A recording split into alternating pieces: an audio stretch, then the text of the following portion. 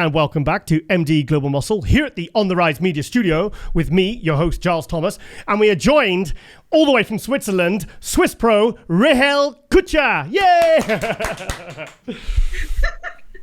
Thank you so much. Rahel, thank you for joining us. Did I get your name right? Yes, you spelled it very right. Perfect. Yes. So it's spelled, basically, is it Rachel without the C? Yes, exactly. Right. Okay. I also want to acknowledge this is Kaleem, our producer. This is his first suggested athlete because you actually came up on my. I think you were following some of the Global Muscle social media, and you popped up, and I was like, I saw it. I thought you were really, really good. And then Kaleem said, "I've got a suggestion for an athlete," and I was like, so when he directed me to you, I said, "Yeah, I've seen her." I said, "Yeah, she was definitely on the radar." So yeah, you're Kaleem's first guest. So how's that, eh? You happy? Yeah.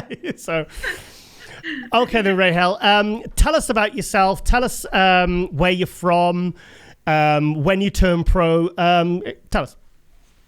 So, first of all, thank you so much for having me. It's a pleasure. Mm-hmm. I'm from Switzerland. I'm 28 years old, and I turned pro last year at the Romania Muscle Fest. Yes. Mm-hmm. And back in 2018, I started with bodybuilding. 2018? Yes. Okay. So when you say started with bodybuilding, do you mean competing or training? Yes, competing. Right, okay. Training since back since 2016. So only 4 years? Yes. Hang on a minute. That's incredible because you've got a very, very, very well-developed, beautiful physique, and you've done that in 4 years. Yes, thank you so much. Wow. Okay. So, carry on. Yes, and now I prepare me for the Alicante Pro. Okay. In October, and hopefully also for the Romania Muscle Fest Pro this year. Mm-hmm. So now I'm 14 weeks out for my first pro show. Wow. Firstly, me and Kaleem are actually going to that show. Yeah, Emilio, because I'm friends with Emilio, the organizer, the promoter, Emilio Martinez. So I actually said to him, I think 2 weeks ago, we're definitely going to that show. So it's going to be really nice to see you make your pro debut. So tell us, when was your first, tell us your contest history. So back in 2018, I started with competing in the figure class. So my the first two competitions were in Switzerland. Yeah. And I placed 2 times second. Okay. And when the last competition in 2018 was in Germany, and I also placed second. So yeah. Then last year, 2019, I did the first NPC Swiss Grand Prix in Switzerland. Yeah. It was the first NPC show ever in Switzerland. Mm-hmm. There I placed first. And 1 week after at the Romania Muscle Fest, I won my class and the overall, and I turned pro. So yes, I did 5 shows. So you did 5 shows in total for your entire career? Yes. Wow, okay. Wow, okay. So the thing is, I'm trying to... So whereabouts are you from in Switzerland? Where I come from? Well, yeah, the German part, near Lucerne. I don't know if you know that. I only know Geneva. Sorry. No, it's from the German part. Yeah. So, do you do you have a coach, or do you train by yourself, or I want to know how you got so good so quick. I want to know how you did it. So back in 2016, I started to train. Before, I have to say, I used to dance. I was in a dance group my whole teenage age. Yeah. So my whole life, I loved to be on stage. And 2016, when I started to train, I felt in love with lifting heavy and with the weight training. I saw YouTube videos from the old school bodybuilders like Kevin Levroni, and I was so motivated, and I admired these old school bodybuilders, what for a work ethic they have, the discipline. So, and 2016, I started to train, and very heavy, and I made progress very fast, quick progress. I would say you had to make progress very fast to have that kind of physique in 4 years from scratch. And yes, and I searched a coach. Only I knew we have one in Switzerland. She's figure world champion. What's her name? What's her name? Sorry. Dagmar Simmen. Dagmar. She's okay. Called Dagmar Simmen. Is her name. Yeah. Is she a pro or an ex-pro or? She's an ex-pro. But before the split of the NPC and she was world champion. Oh wow. Yeah, in 2010. Yeah. And I searched her because I only wanted to know if she sees some potential in me, if I can start competing or no. And so in 2018 was this, 2 years after I started to train. And yes, since then I work with her, and yes, she's my coach, and she told to me, yes, you have potential, you have to start, but I wanted to start first at the wellness class. Oh, really? Okay. And she told me, no, never. So, you have. Sorry, Rahel, was wellness around 2 or 3 years ago? It was, but not in the NPC. Ah, yes, of course, yeah. Oh wow! So because you do have very good, like I just said actually before we started filming, I said you got really good quads, really good legs. So you wanted to start in well. Because my next question was did you start in figure? Because figure's actually quite a lean, muscular look, and a lot of girls don't start off. They'll start off in bikini or wellness, and then they usually graduate to figure, and then they either stay in figure or they go into physique or bodybuilding if they carry on growing or they want to keep getting bigger. So you started in figure. Yes, I started in figure because I had already the muscle mass, much more than for a bikini girl. Yeah. But on stage, I was not the biggest girl in figure class, but I had too much muscles yet for some other bikini. Yeah. But I love it. I never would change the class because I love this. The lean look, I love the mass of muscles you have to have for them. Yes. So you say you admire old school bodybuilding and you love to train heavy. Well, how do you train? How? What's your style of training? I always lift as heavy as I can, also in my prep. Okay. And I train 2 times legs per week. Oh, wow. And 3 times upper body per week, yes. 3 times? Oh, you mean actually overall? Yes, upper body. 2 times back, one day chest, arms, yes. Yeah. But 2 times back and 2 times legs. Are you strong? I'm very strong. Come on, tell me, come on. Because I'm starting to get a hint. I'm getting a feel for this old school training. And I'm thinking, oh, come on. If you're strong, tell us how strong. Okay. My squat record this year, I made my personal record this year with the squats. I'm 120 kilos and with 10 reps 5 times. Wow. Okay. 2.5 plates. That's good. Yeah. So how tall are you and what do you weigh? How tall I am? Yeah. I'm not that tall. I'm only 1 meter 60. I don't know what's in feet. 160 centimeters, Kaleem. What's that in feet?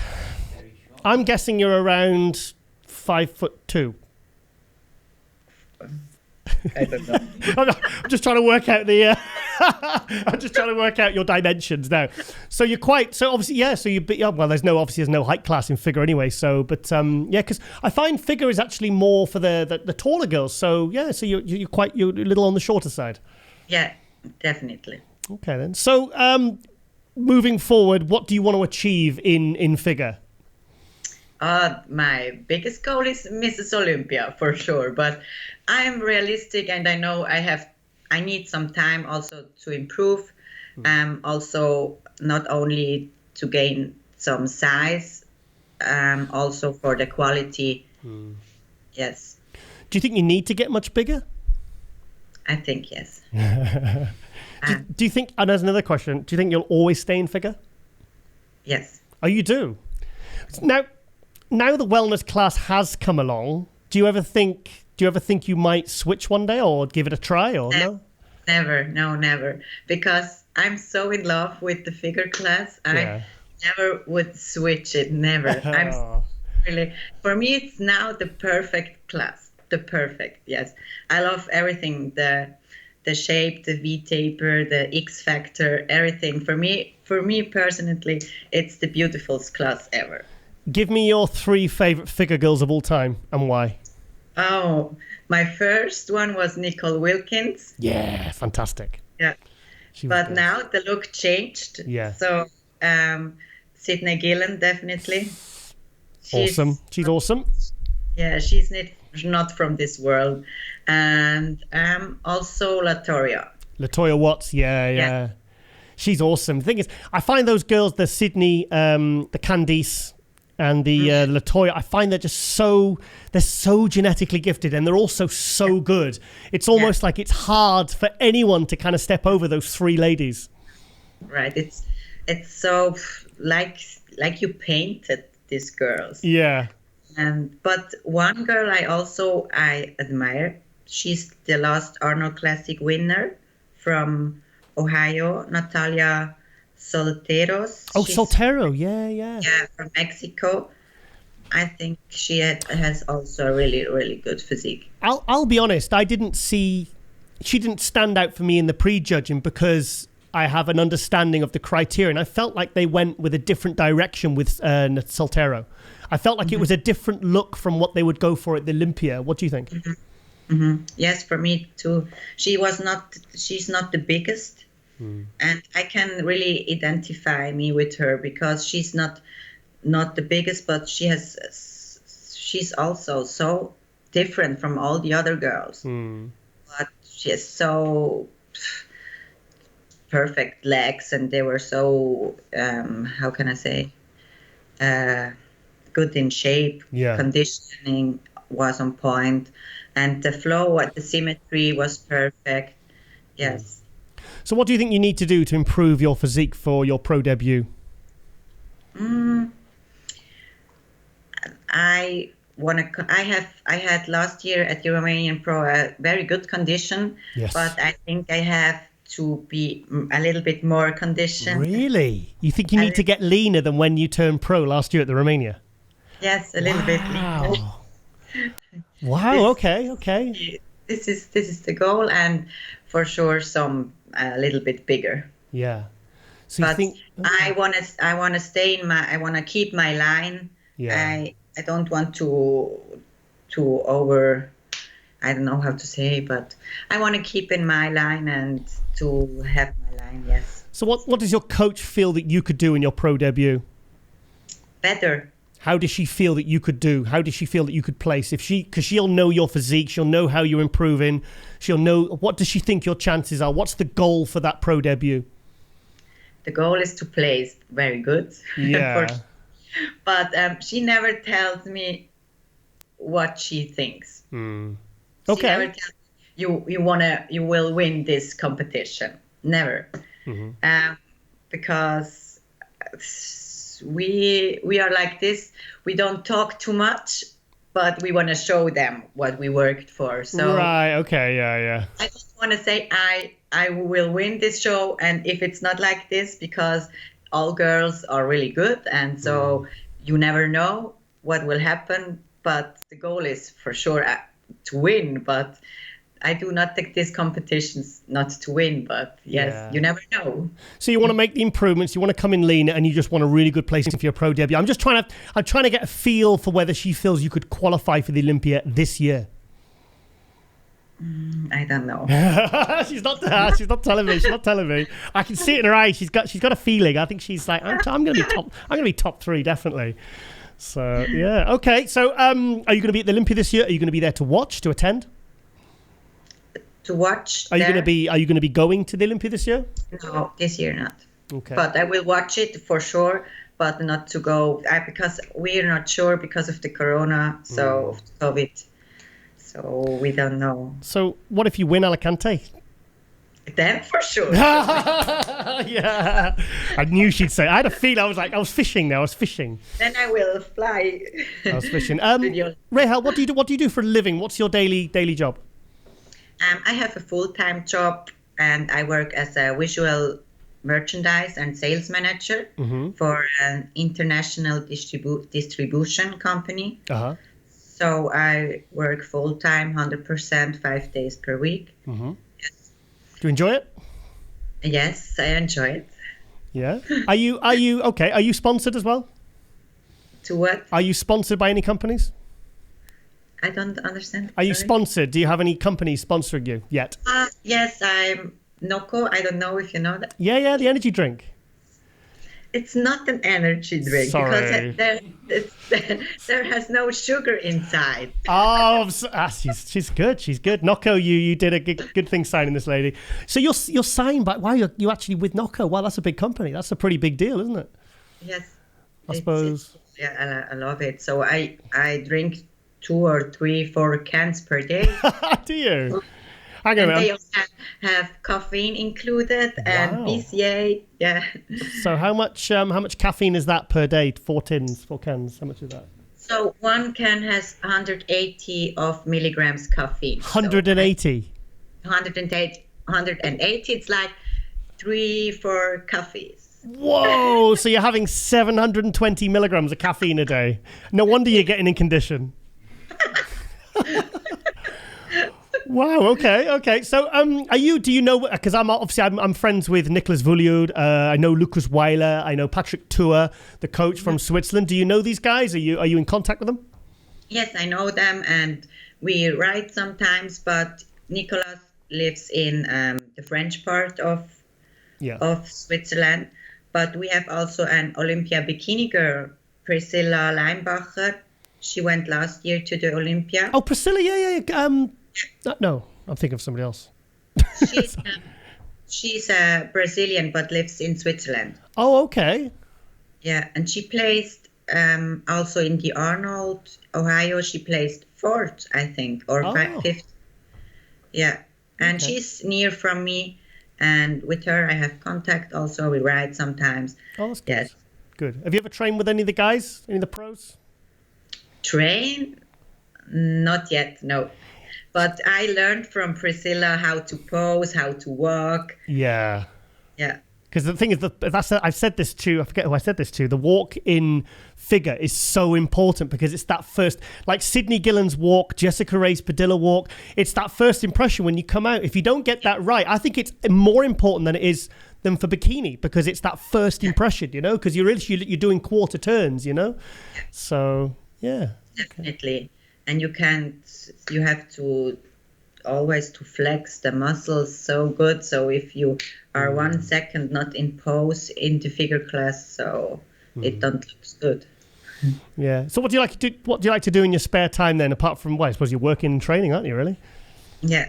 I only do these 2 things. I work 100% and I do bodybuilding. Yeah. But I like it. And I know you got a pet cat because you said before. Yeah. Right. Okay. I'm just trying to think of any final questions for you. Would you say the number? Would you currently rank yourself as the best figure pro in Switzerland at the moment? Is there any others? We only have 2. 2. Who's the other one? Who is where? Who's the other one? She's from the French part. Of Switzerland. I don't know her name. Okay. Well, I suppose, because obviously since the split, there's not, the pros are going to start coming out more over the next few years, aren't they? So, okay. Do you follow bodybuilding at all? Who's your favorite bodybuilder? Oh my God. Come on. I have a lot give me your. I tell you what. Give me your 3 current favorites and your 3 old favorites, because I know you mentioned Kevin Levrone. He's one of my favorites as well. Yeah, so Kevin Levrone. Well, it's so difficult because come on. First. Ronnie Coleman. Yeah, speaking my language now. It's good. And Flex Wheeler. Flex Wheeler. That's a pretty good choice. Okay, so what about the modern guys? The modern guys. Well, for me, one of the best was Luke. Luke Sandow. Yeah. With the most potential in the future. Yeah. And I also was a really, really big fan from Dallas McCarver. Okay. And but now 3, 4, it's difficult. Who's going to be who's the 3 guys that are going to be who are moving up? Shawn Rhoden is one of my favorite. Yep. Talking to him 4 hours. Shawn Rhoden, for sure. It's so difficult. Come on, one more. She's got a lot of favorites, this lady. Yeah, I have a lot of favorites. Yeah. Maybe. Oh man. Right, okay. Come on, one more. Give me one more name. Come on. Brandon Curry. You like Brandon Curry? Do you think he's going to win the Olympia again this year? Sorry? Do you think he'll win again this year? I don't know. You don't know. Who's going to win this year then? Who's going to win the Mr. Olympia and who is going to win the Figure Olympia this year? Go. Okay, Figure Olympia, Sydney Gillen. You think Sydney's going to win again? Do you think she's unstoppable? Yeah. Yes. I agree. And in the Open, maybe William Bonac. You think William Bonac in the Open? Wow, well, he's awesome. He's second last year, won the Arnold Classic. Maybe. Yeah. How do you think Flex Lewis will do? He's now in the Open. I think he will place good. Yeah. Look, come on then. Come on, I'm going to push you now. Yeah. When you say place good, what does that mean? First or second. First or second. So William and Flex are going to be first or second. Poor old Brandon's not even going to look in. He's third at best. And what about Shawn Rhoden if he does it this year? If Shawn Rhoden competes this year, so he will be first. So that's 2 people in first.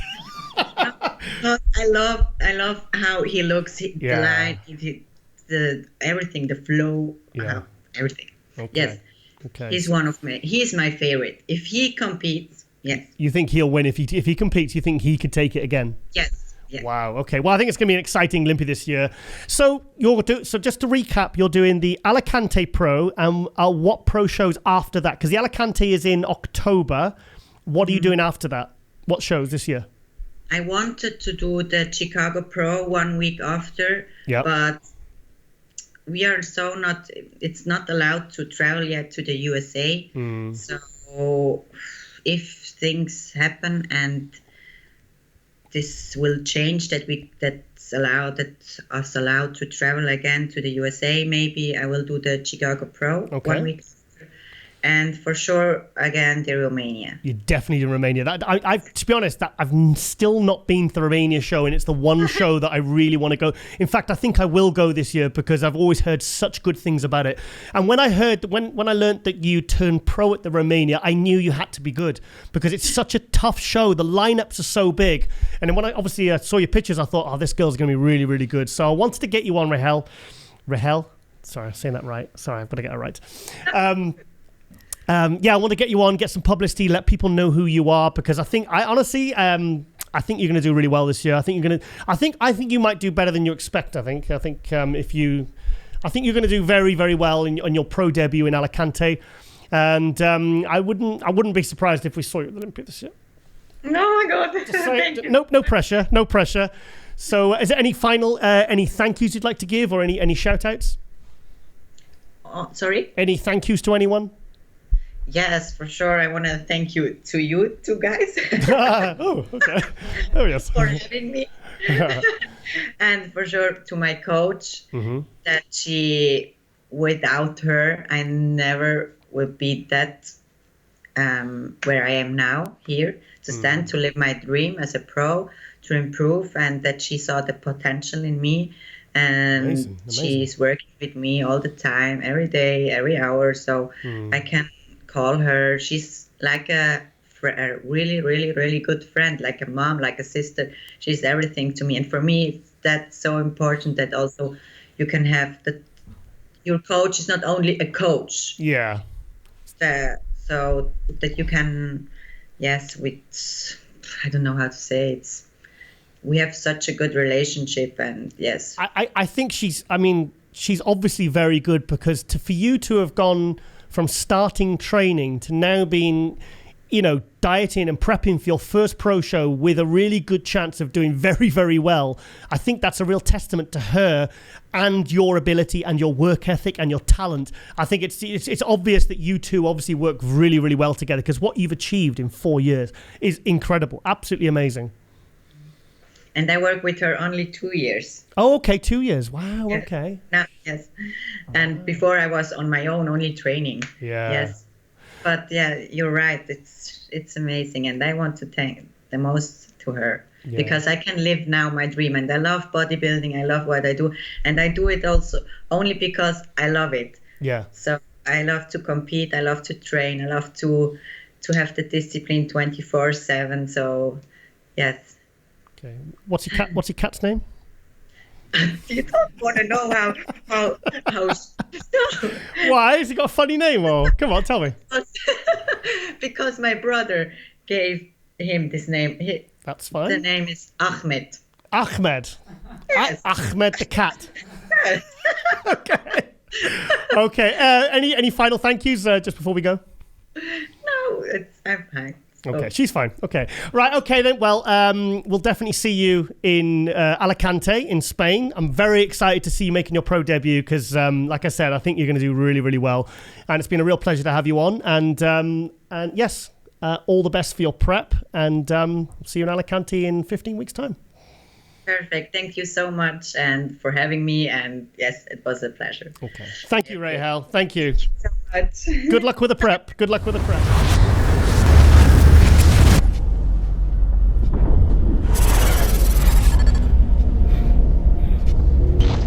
And welcome back to MD Global Muscle here at the On the RiZe Media studio with me, your host, Giles Thomas.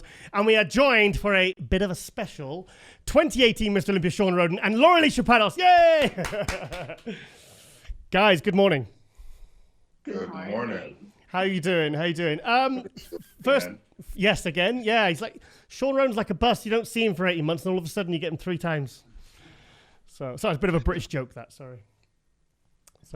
Right, okay, first of all, Shawn, how are you feeling? Because last week, am I allowed to say you weren't feeling too good, were you?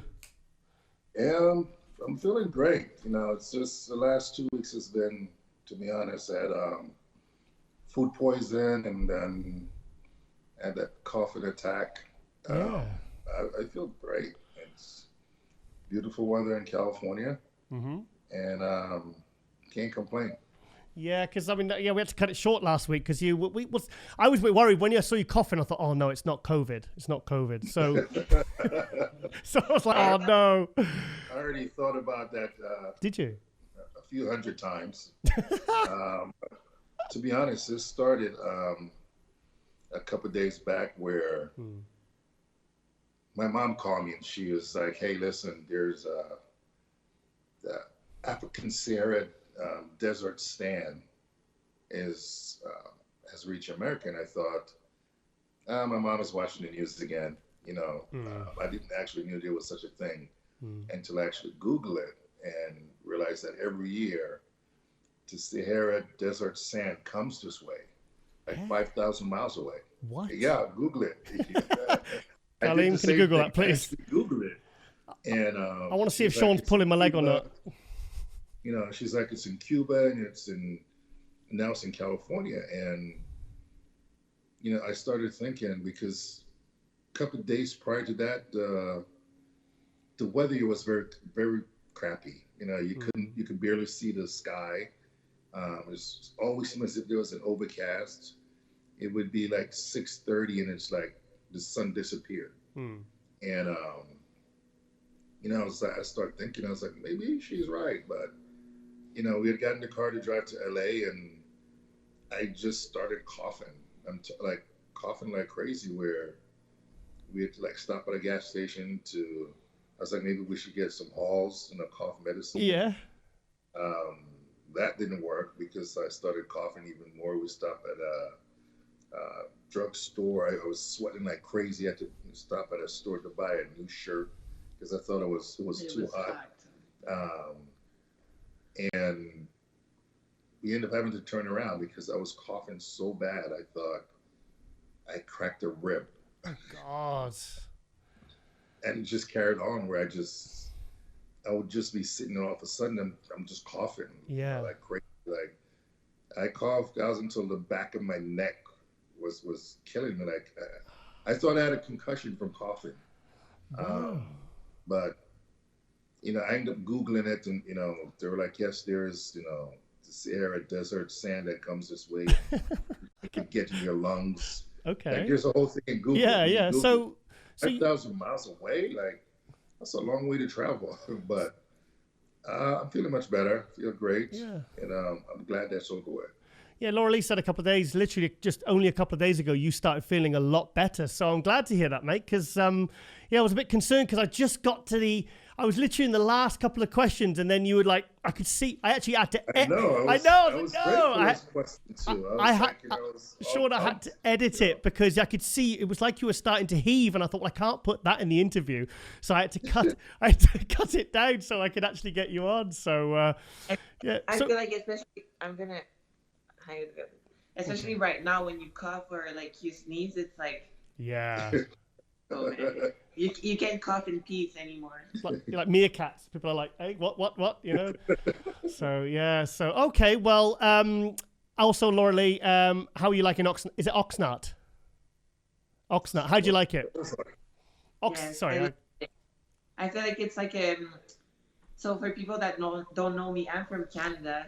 Mm-hmm. I feel it's just like a quite mix of the East Coast and just you have the good things of the West Coast, like In-N-Out, and then you have Applebee's, and it's not far from LA, so we're able to like drive to LA when we needed to. But LA right now, I mean, we've been this week to Ghost Gym, and it has changed a lot. I mean, especially because of the COVID and the riots and everything. But even before that, the homeless situation is pretty bad, and I get very like affected by that. It's a lot to take on. So we're just here in Oxnard. We have everything that we need. A very nice gym to work out at. So I love it. Yeah, good. No, it's good because how long have you been living there? For about six to 8 months, isn't it now? Yeah, since December. Yeah. Well, you seem very happy, Shawn, and I think Lauralie seems very happy as well. You seem very. I think to get away, I think especially because you moved before the kind of COVID thing hit and obviously the riots and stuff like that. So I think you probably moved at the right time. Almost as if it was planned. The timing and everything. And, it's for us, this is very, very peaceful. Like it's when all the rioting and whatnot was going on in LA, we, in a sense, you feel safe. Yeah. Because we weren't in the city, but we weren't far from the city. And again, the accessibility to all this stuff that in LA without sitting in traffic. Yeah, because everything for us is 5 minutes. Right, we get in the car if we're there. We're in LA. Everything for us depends on traffic. You could be going 5 minutes down the road that take you 45 minutes. So it's a peaceful little town, When we normally tell people that we live in Oxnard, they goes, oh, by the farmlands. Because a while back, it used to be nothing but farmland. So people that haven't come this way still think it's nothing but farmlands. And it's like when you drive through here, you goes, holy crap, like, okay, wow, I didn't know that it's that developed. But it's a nice little, it's a nice little city, nice little town in between Santa Barbara and California. Do you both train at the same gym or do you train separately? Same gym. Oh, same gym. So the classic guy you were talking. I forget his name. Sorry, what was his name? It's Josh Cohen. He has a gym called BSF Fitness. Yeah. So it's a perfect little gym to train at. It's all the necessary equipment that you need to have a good workout.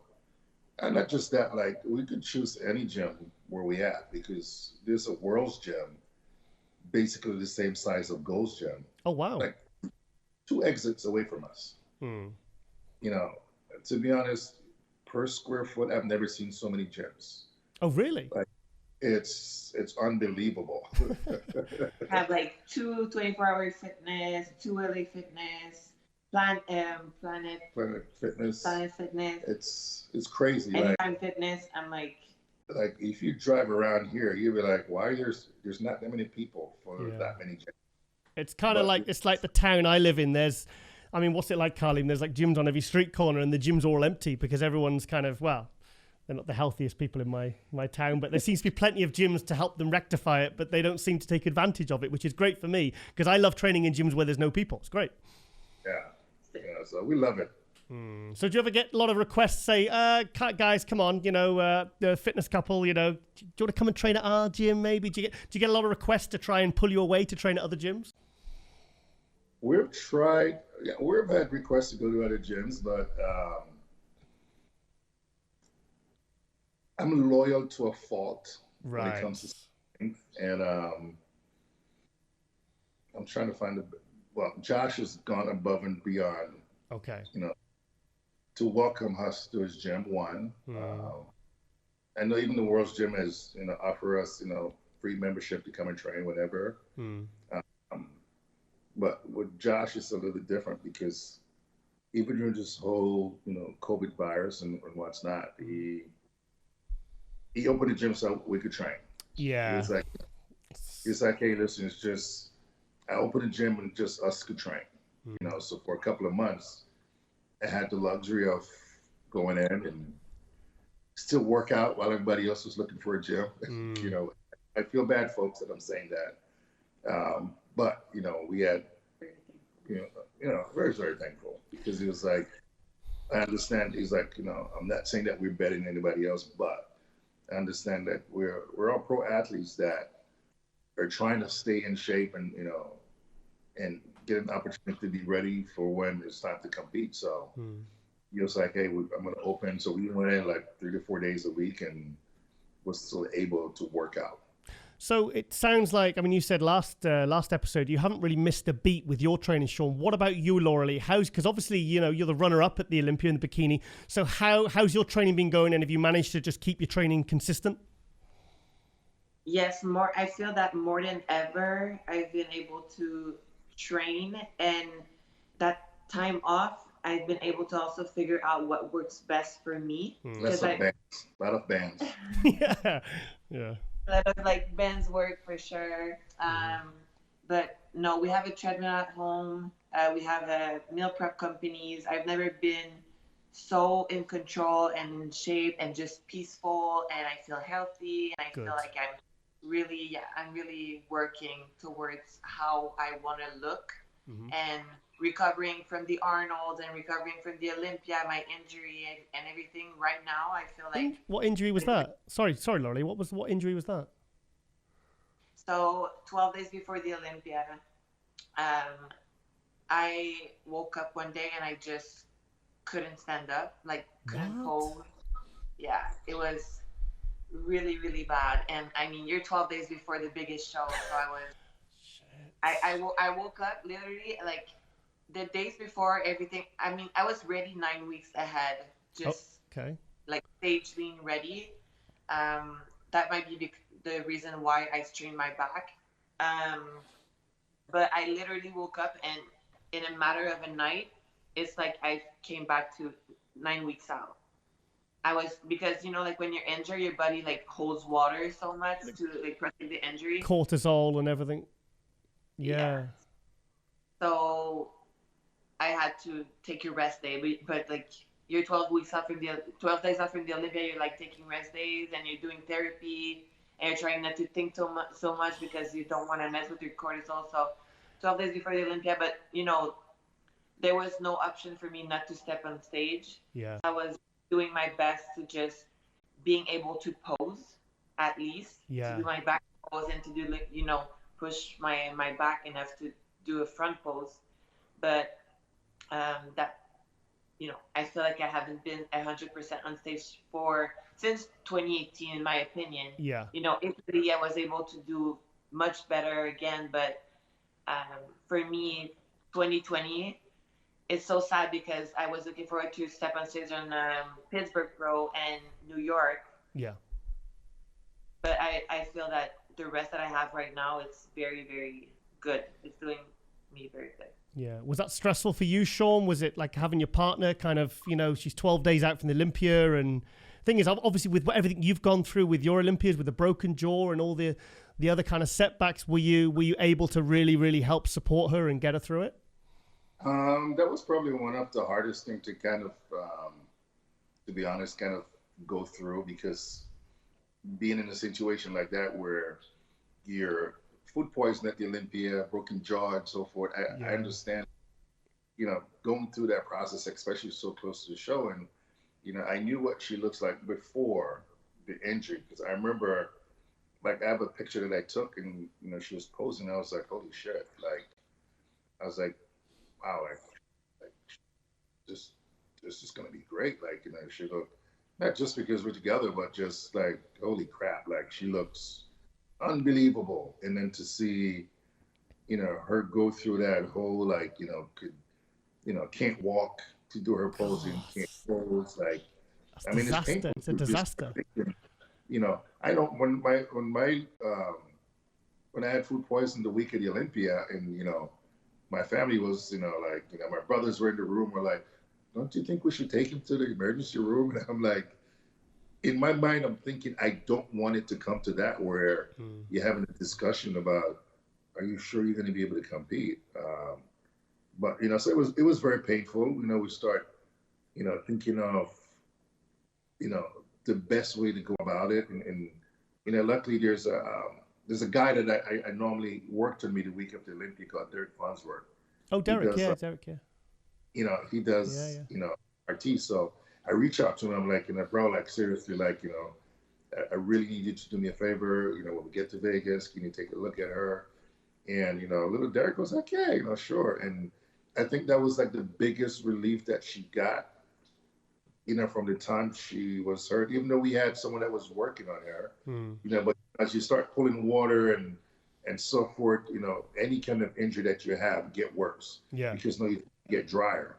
And, you know, Derek was fortunate enough he was like, you know, we went to his room and he just worked on her, you know, just to relieve some of the tension that was going on. Did he find what the issue was? Because I mean, I've had sports massage and, you know, chiropractors and stuff, and they can usually say, "Oh yeah, I can feel it here." Did he know what it was, or?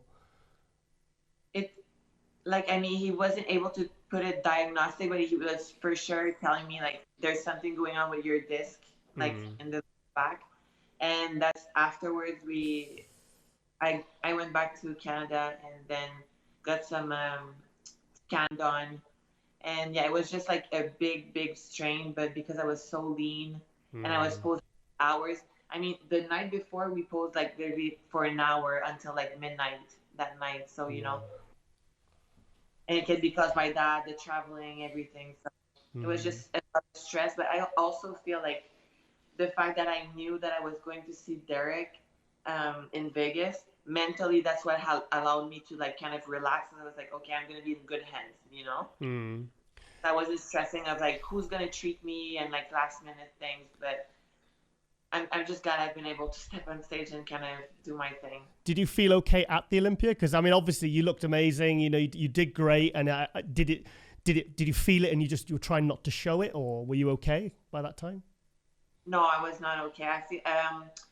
I started feeling okay. I was not even okay in Italy. I remember I was in pain, but I started feeling okay when I started kind of taking off training and just, I feel, when did I start being okay? Like maybe March?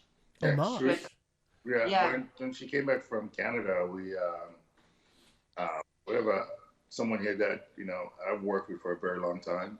So we started on, you know, to see, you know, Mary Trumpy and, you know, just, you know, Doc's been just working on her, just trying to, you know, just keep her loose, you know, show her way how, you know, to work around the back injury as well as strengthening the area, you know, to make sure that, you know, it doesn't happen again. Sometimes when the body gets so lean, you have no fat cushions, you have no water. you know, I know that happened to me, you know, my elbows, you know, my knees, like, you know, you get so dry to the point where, you know, trying to work out, it's hard. You know, you can't go in and say, I'm going to squat 500 pounds. Nope. Or, you know, then, yeah, not a good idea. You know, yeah. The joints don't allow you to do that. So, you know, I think that with her lower back was, you know, having the time to rest, you know, and at the same time get treatment, you know, help her a lot where she could be, you know, 100% for the next show, you know, if she continued to do the same thing that she's been doing. So do you feel you can be 100% for your next show, Lauralie? Yes. You do? So everything's going fine now? All your training, your back, everything, all good? All good. Because I've also learned when not to push the envelope, because I'm kind of an extremist. Like, even in peak week, I'm like, oh, I have to go 50%, but what's 50%? I didn't know what that means, but I understand the importance of timing. You know, there's a time for everything. There's a time to go above and beyond in your workout, and there's a time to, like, just pump. And that might be the reason why, you know, I strained my back, and it didn't do me favor. It's more about working smart than working hard now. And I feel this time off, like, honestly, not only training wise, but mentally, like, just to figure things out about the sport and just being smart about what we do had helped me a lot. So I do feel that mentally, physically, like, I'm just aligned to bring my best in this effort. So what shows do you personally have planned for 2020, Lauralie? Me? Yes. Oh, you. I'm doing the Olympia in December. Yeah. 2020. Yeah. It's hard to plan any shows after, really, isn't it? Because obviously the Olympia is right at the end of the year, so it's really so it's just the Olympia you're gunning for. Yes. I mean, I could have do a show in September. The thing is, like, I had in my plan, you know, work. You know, I need this kind of a season and then make sure that I'm 100% at a show. I don't want to go to a show and tell myself that I can't be 100% because I can be 100% the next show. And I really want to be 100% at the biggest show, which is the Olympia. And I'm already qualified, so I don't want to stress it out, you know. So, yeah. So do you think you can beat Issa Pacini? Ooh. Come on. I do think if I bring my best, yep, I can be Miss Olympia. Yep. I can be Miss Olympia if I bring my best, 100%.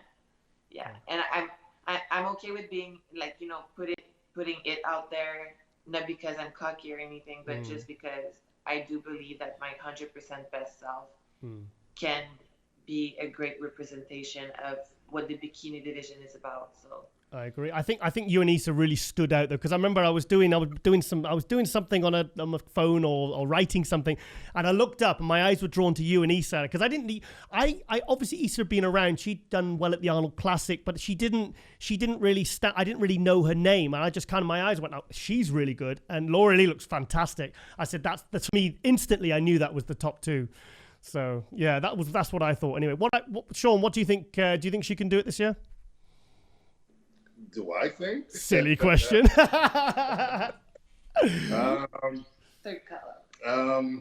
Third call out. Yeah. Honest, and I'm not trying to be biased, but I tell her this, you know, pretty much every day, that at the end of the day, there's a reason why she trains her butt off, and the way she diet and her focus, and, you know, even when most people are taking time off and eating Ojos and donuts and Twinkies, she's always 100% focused, where I wish she would take more time off and rest. Okay.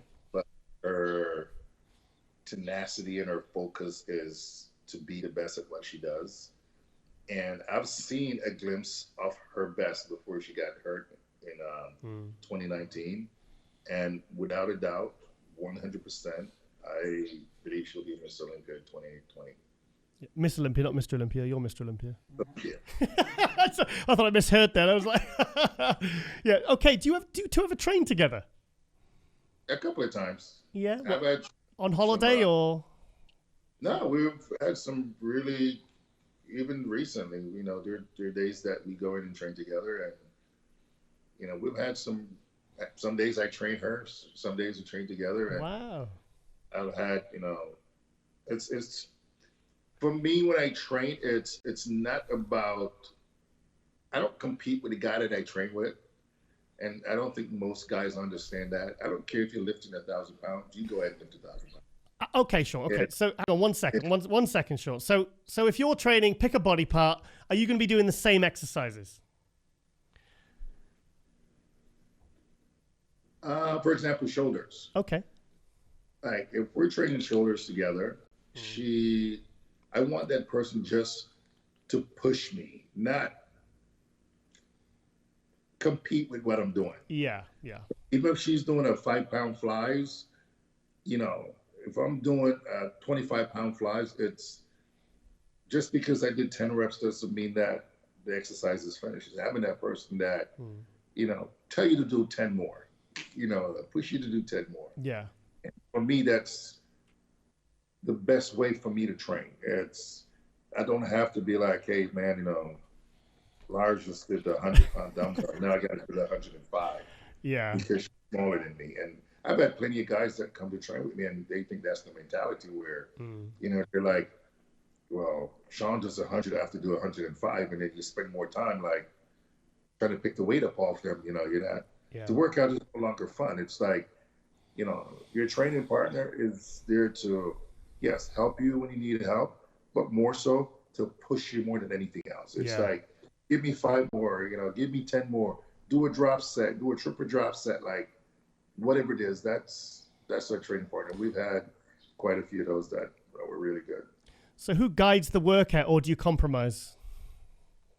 Lauralie's laughing. Come on, I want the answer from... I compromise. You do. Yeah.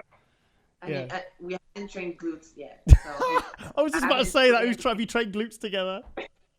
I'm saving that one for a killer YouTube video. Like, you can't, tap out and do exercise because you don't know how to do it. So I'm observing and I'm taking notes and I'm practicing on my own the techniques so that when I actually do it in the gym, I'm doing it properly. And, I don't make a fool of myself. Lauralie, does he ever steal your bands? Maybe at night, like I don't know what's happening when I'm sleeping. Yeah. I do a lot of band work at night, working on my vacuum and, the proper techniques, all this stuff that, the top bikini, pros are doing. I try to practice at night. So I'm guessing, like Kaleem's laughing, I'm guessing you've never prepped together then. It's not happened yet, is it? You've not prepped together. That's a big thing about fitness couples. It's like sometimes they'll pick shows, so like, okay, I'll do this show, you do that show later in the season because I don't want us both to be prepping. I think that's going to be, that's the easy part. Really? Yeah, that's the easy part. We have, I think we have a different relationship than most people. Like we both understand what it takes to do what we're doing. And I think the mistake is when you have two couple, I don't want to say two couples, but when you have a couple that are together and try to prep for the same show, I think at times you have mainly the guy's ego that gets in the way because, it's as if, they're better or, they're above or, they're in the lead or they're in charge or, whatever it is. Glute envy? But, I think at the end of the day, when you're with someone, you always want to see that person do great no matter what. Yeah. And you want to push that person to bring the best version of themselves every single time they step on the stage. And that's always the goal with us is I want you to bring the best version of yourself. It's not just, oh, Shawn, you're Mr. Olympia, so you have to know. I don't, my sandal was locked in the box until she took it out. I don't, because it's not something that, a very strange guy. Where is it? Where is the sat? So you're telling me it's locked in a box? It's out now. It's out, but it was literally in the case. Like there's a metal case that it was locked away in. Where? Why? Because I'm Mr. Olympia, but at the end of the day, I'm like, the goal is still strive to be the best at what you do. Yeah. And a lot of guys, it doesn't matter if it's a Sando or when they're first place at a major show, they kind of dwell on that as if that's what defines them. Yeah. At the end of the day, my goal is to make sure that she brings the best version of herself. Like, is to push her to bring the best Lauralie the next time she come and say, not to be like, I'm Mr. Olympia, you need to listen to me. Like, no, that's not how it works. I want you to be the best version of yourself. I want you to bring the best package. I'm willing to do whatever it takes for you to bring the best version of yourself and vice versa. We're not competing against each other. I want her to win. I want her to be the best. And I think that get lost a lot of time when you have a couple that's, they both want to win. And sometimes you think that your prep is more important than the other person. And that should never be the case. The case is like, listen, you want me to win just as much as I want you to win. How can we accomplish that? By knowing that, I have to push you for you to push me in order for us to be great at what we do. And at the end of the day, we compromise. It's like, whether it's I'm going to do cardio at 5 a.m. in the morning, and you're going to do cardio later on, or when we go to the gym to train, it's we have the gym to train, but then hey, she'll be like, hey, you got to eat right now. It's not one of those where I got to eat, like we got to eat. So it's a different mindset and a different mentality that I think a lot of people sometimes don't have because the focus is so much just in one person. At the end of the day, yes, we're one unit, but I want her to be the best version of herself every time that she steps on stage. And that's a representation of me as much as I'm a representation of her. Have you ever been out with a friend and you're like, man, I know somebody should have told him not to wear that outfit. Yeah. You might go, man, I know he thought he looks good, but damn, I wish I would have told him something earlier. It's kind of the same thing. Like, at the end of the day, I want her to be like, looking at me and be like, man, you're fucking up. You need to do this. Like, you need to be better at that. Not in a way to insult you, but in a way to say, hey, when you walk out of here and step on stage, I want people to understand that I knew how you looked before you left, where there's nothing, she'd take pictures and send to Chris Aceto, for me. So I know, I from time to time talk to her trainer, James. So we're in the same page, and bring the best package whenever that bell ring. I just feel, like there's, sorry. Carry on.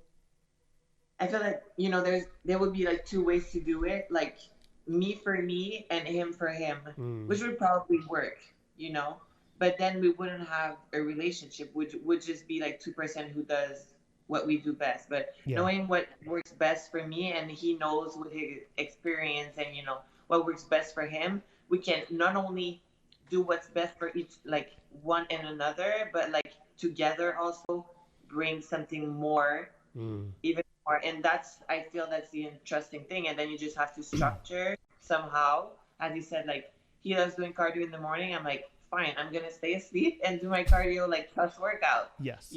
And then meal wise, it's easier because you don't have to justify. It's like you're eating chicken again, like you're never going to hear that from him, or not eating out and have to do some sacrifice that people might think that extreme. That support that we get from each other is just very nice to have.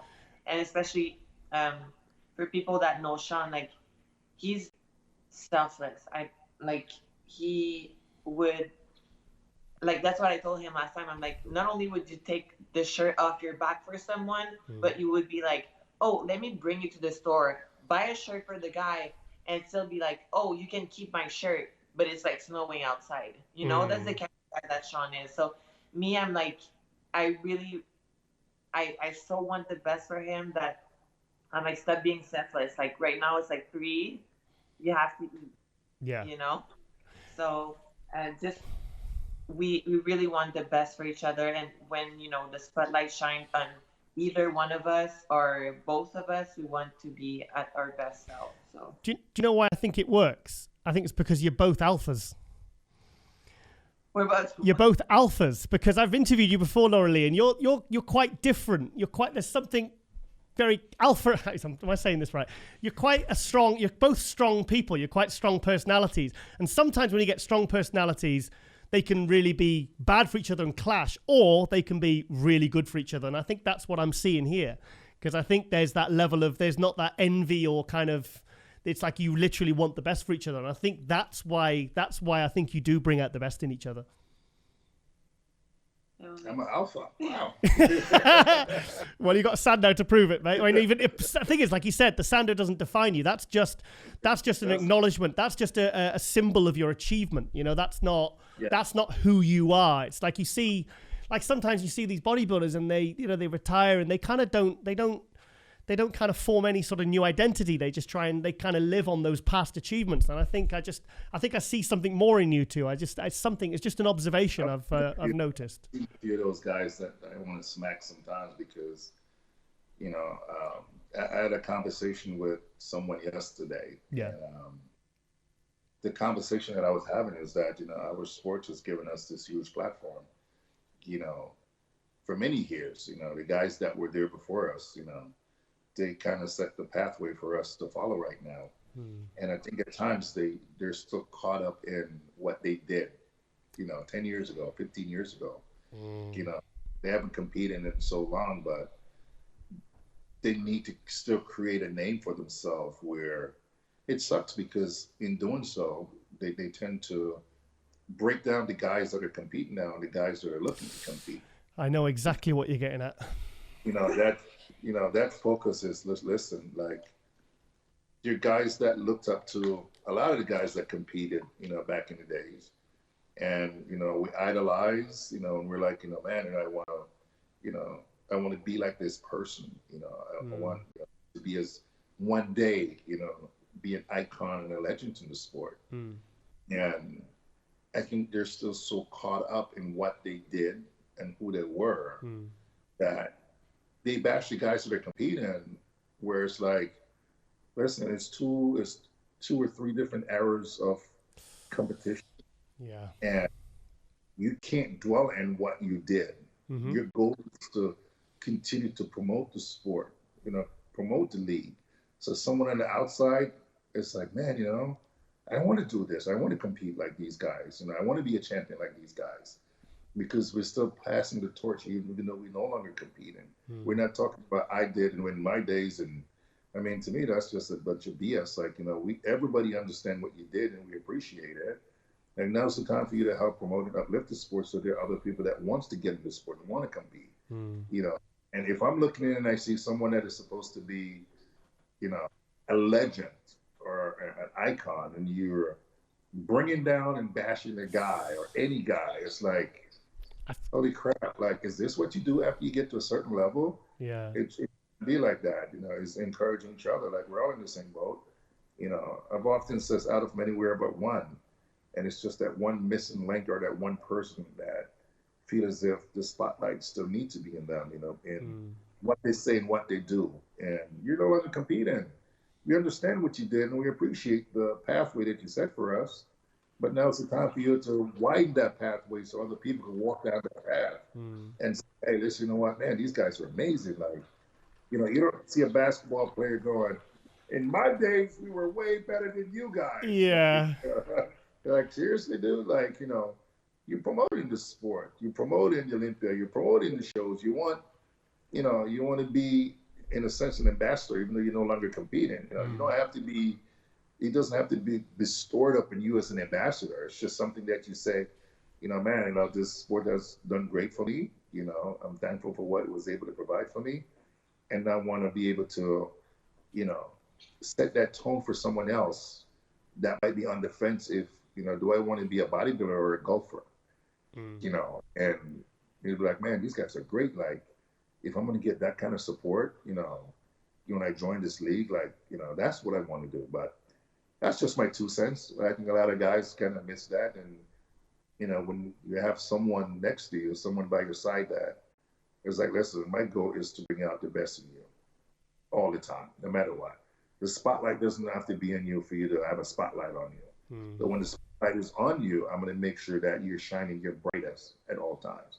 And that's our goal. We know we compete in two different crafts, but at the end of the day, as much as I know about what you do and you know about what I do, our goal is to make sure that we bring the best all the time. I think you've always reminded me, you personally, Shawn, of like Kevin Levrone. Like Kevin Levrone used to take months off training. And obviously you got a lot of criticism last year when you did the guest posing and all that. But it's like, you're like, well, no, I want to give my body a rest. That's just like, but yet each year you kind of prove people wrong. I mean, you proved me wrong in 2018. Hold my hands up to that one.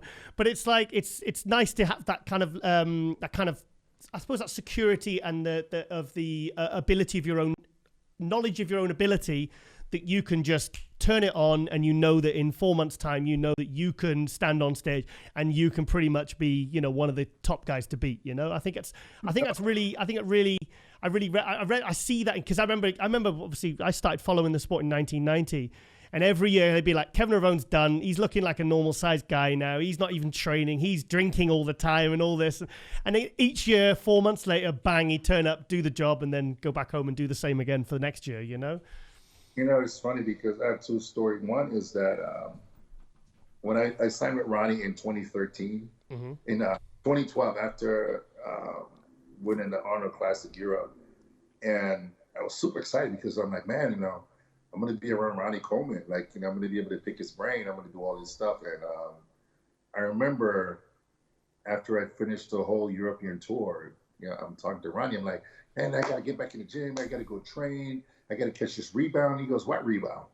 I'm like, you know, the rebound. Like, all these guys are, you know, catching after the show when they jump back in the gym. And he goes, Shawn, tell me one guy that you know that caught a rebound and showed up the next year like he caught a rebound.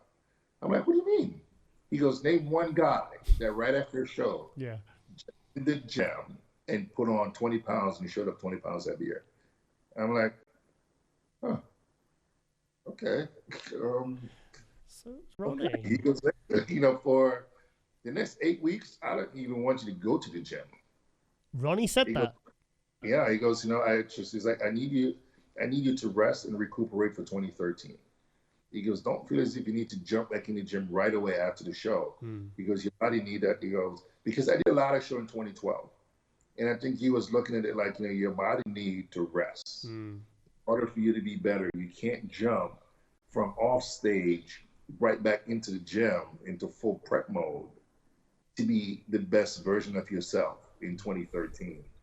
And it was a little bit tough, but I got it. I really got what he was trying to say, because after I took that time off and went back to the gym, I was stronger.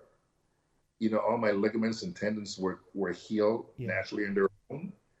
And I think that's one of the reasons why I've never had any major injury, because I've always given that break to just say, you went from pulling water and all that stuff where your body is really tight. And you go in the gym and you're like, I'm just going to jump right back into prep. You know, you don't give your body a break. And I, you know, after the whole Pittsburgh guest pose, and I remember Kevin calling me. We spoke for like 45 minutes. And you know, listen, I've known Kevin for a very long time. I've walked by Kevin in Maryland plenty of times. I didn't even recognize him because he was a regular guy when he's not competing. And he's like, you know, Shawn, at the end of the day, listen, like, these guys are idiots. He's like, you know, they just feel as if they need to just go all the time. He goes, you have to be able to give your body a break. Like, you know, the body will rebound. It will bounce back like elastic. But you can't just go all the time 100% without taking that time off, you know, and just let your body just naturally does what it's supposed to do. And for me, I've done that for so many years that my body always worked best when I'm able to take some time off and just say, hey, listen, I'm gonna let you do your thing. You know, if I need, you know, pizza and, you know, Twinkies and Ohos, I'm going to let you do that right now, because I know when it's time for you to train, you know it's time for training. And sometimes your body get a bigger pop for me when I do that. If I just jump into training, nothing happens at the end. Okay. I did find it strange though when you won the Olympia and you kind of didn't train for how long? Wow. I was like, I mean, I'll be honest, right? If I won the Mr. Olympia, I think I'd be in the gym the next morning. I would just, because I think if you compare Dorian Yates to Dexter Jackson, you've got Dexter Jackson with a 21-year career who does that same approach. He'll take a couple of months off, few months off. And then you had Dorian. I mean, he literally said he was back in the gym the very next day. He was a 365-day-a-year bodybuilder. So you've got someone's career lasts 7 years and someone's career lasted 21 years, triple. And that's the approach he followed. That's the approach Kevin Navrone followed. Kevin Navrone was, well, you know, he did it. And you've tried that same approach as well. So you believe that's the best way for you? Yeah, the body need a break. You know, it's like if you just buy a Lamborghini, at some point you're gonna park it. You're not gonna be like, I'm gonna drive this car 360. I'm gonna drive it to the grocery store. I'm gonna drive it everywhere. I'm just gonna drive it to pick up the newspaper at the end of the driveway. That's what I do. At some point you're gonna be like, you know what? I'm gonna polish this baby. I'm gonna rotate the tires. I'm gonna make sure the gas is. I'm gonna change the oil. I'm gonna park that thing in the driveway. For when it's time for me to take the wife out and I get in that car and I pull off, everybody's looking and going, wow, did you buy a new car? No, it's been the same car I've been driving for 10 years. I just take very good care of it. Where most guys will run that car into the ground every single day because it's a new car, because it's a nice car. You know, you have to unveil yourself every time you step out. It's when you need to unveil yourself, you know, on the biggest stage, then you want people, you know, I love when people say, man, Shawn is fat, he's out of shape, I don't think he's going to do this. You know, Asito always say to me, Shawn, before the Olympia, you're never in the top 7. Because but when you take your clothes off, you're like, Rhoden this. Oh my God, you see Shawn? Oh my God, you see Rhoden? Shawn, and I want that approach. I want people to be thinking of me as that fat guy, the Michelin man, the Pillsbury Doughboy. But then when you strip down, I want them to be like, holy crap. Yeah. I wasn't expecting that. Yeah, I remember even 6 weeks out, there was pictures of 6 weeks out from the Olympia, and people, and you just didn't even look like you were on track for 6 weeks out. And it's like, and Chris was like, no, I remember someone saying to Chris was saying, no, he's exactly where he needs to be. I know how Shawn's body works. And so what about you, Lauralie? Do you ever take time off as a bikini pro? Or do you like to keep training? I have a hard time to do that, taking time off.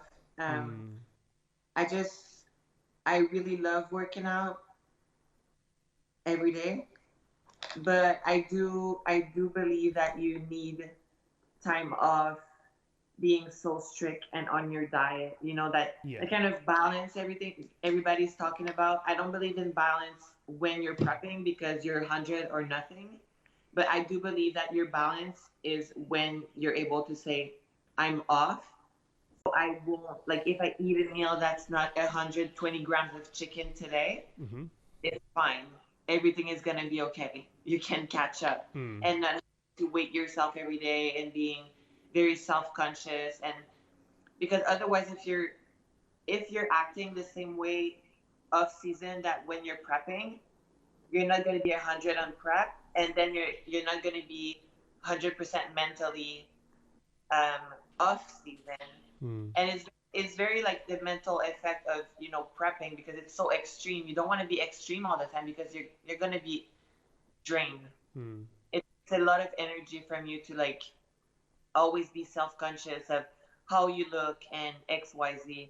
And the thing is with Shawn, I feel that when you have the ability of taking rest, but the thing is that people don't necessarily have the ability of being, okay, which is on completely. And that's the quality with Shawn, and that's the quality also for myself that I noticed, like being more, because I usually train 7 days a week. 7 days? During this quarantine, yeah, all the time. Shawn's watching their Netflix board. Yeah. Yeah, you hear me. But with this quarantine, I've only trained 4 days a week. And what I've noticed is like when I go to my 4 days, it's like I have to make up for 2 days. So my workouts are just unbelievable. And then I was able to understand what Shawn was doing. Yeah. Because he is able to flip that switch But you really have to, like, if you take time off, you really have to be able to flip the switch to 200% because you have to, you know, make up. But your body is ready to, like, flip the switch. That's also. Yeah, I'm very interested in switching it back on because, like, I haven't trained now for 3 months or whatever because obviously all the gyms are shut, and I'm kind of like I could be training now, doing something, but I'm almost like worried that I can't flick it back on. Do you know what I mean? And I'm not like an elite level competitor like yourself, you know. So I'm just. Have you ever had do you ever struggle to try and like when do you decide, right, that's it, I'm starting back, Chris has sent me my diet? Do you just automatically switch back in, or do you struggle for a few days, or? I have to hold myself back when I. Oh, really? Okay. Yeah, it's I've always had that.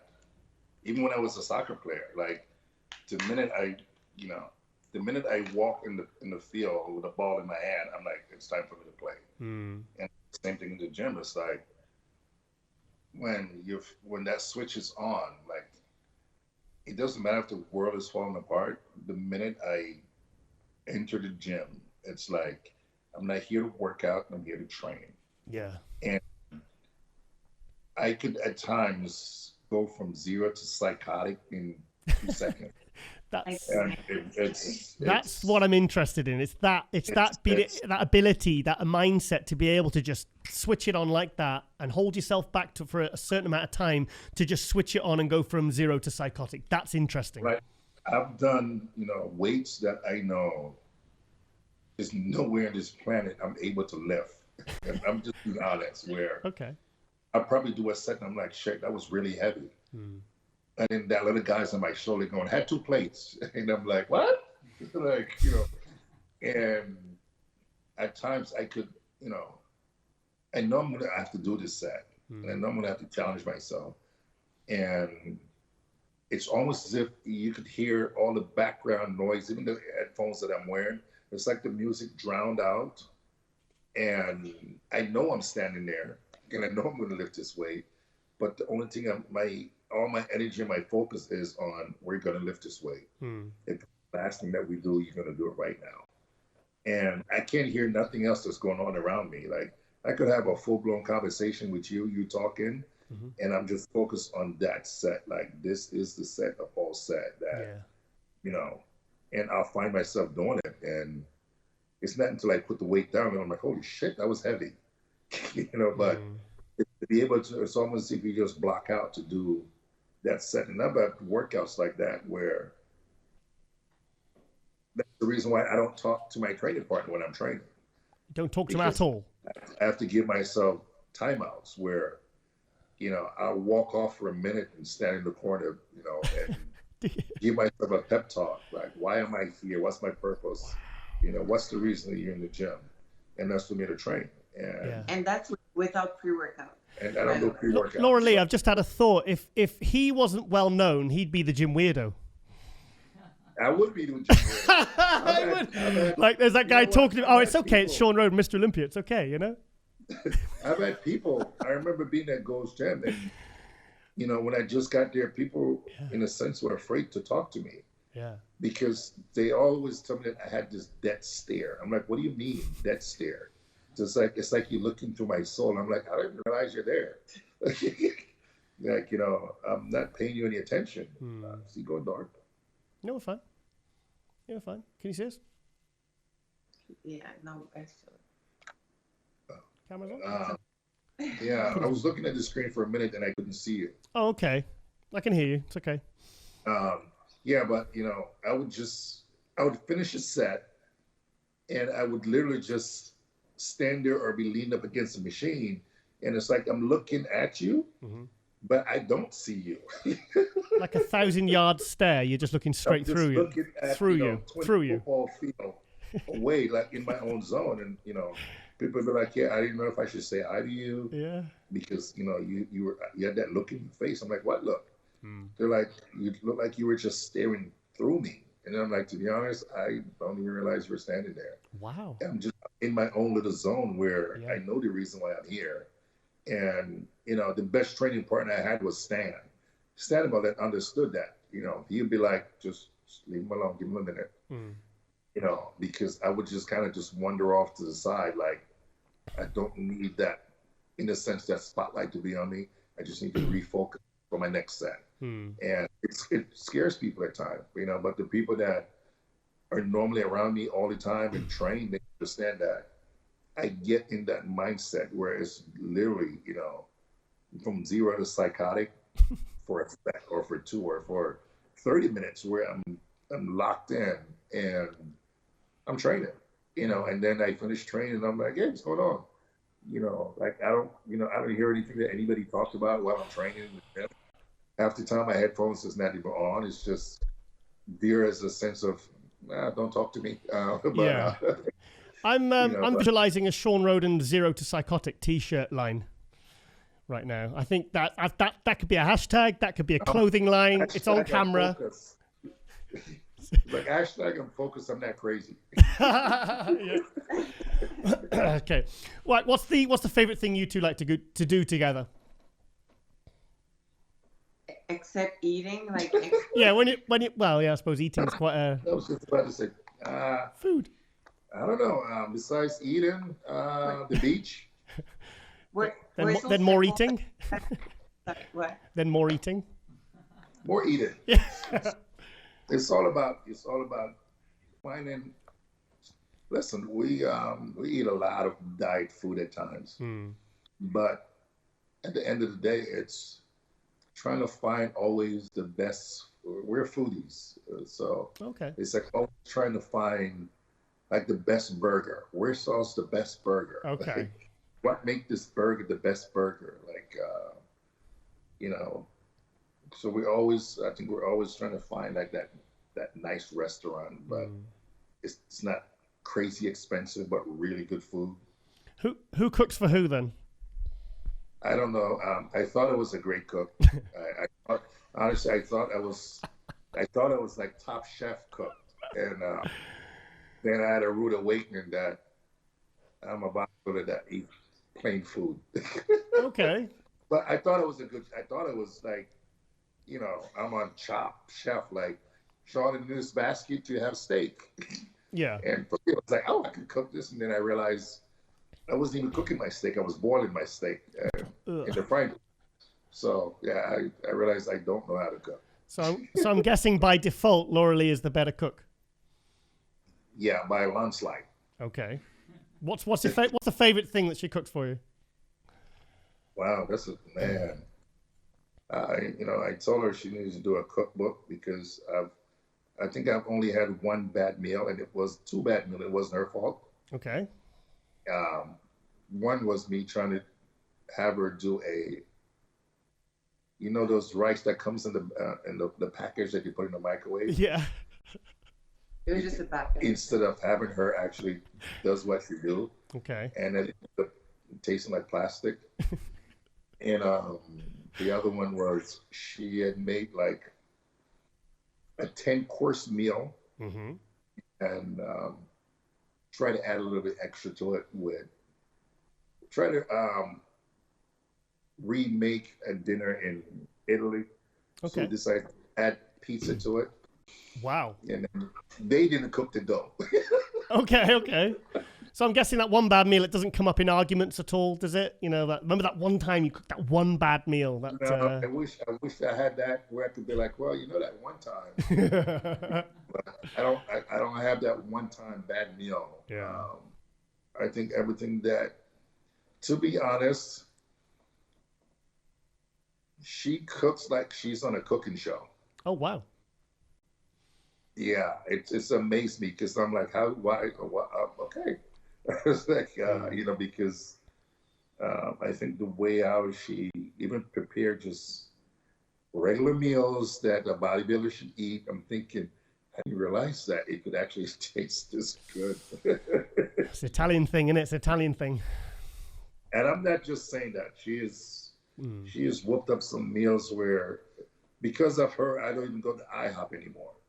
Wow, okay. I love IHOP. Like that was like one of my favorite go-to fast food in a sense. Like, hey, pancakes and steak and eggs, and IHOP's been open for a couple of weeks now, and You don't want to I go? have no desire to go.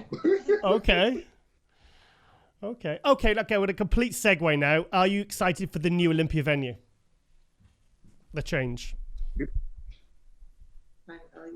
I think that should be a long time coming. Like, it's, nothing about the Orleans, but, I think the upgrades, no one is ever going to complain about. I mean, one, you want to strip.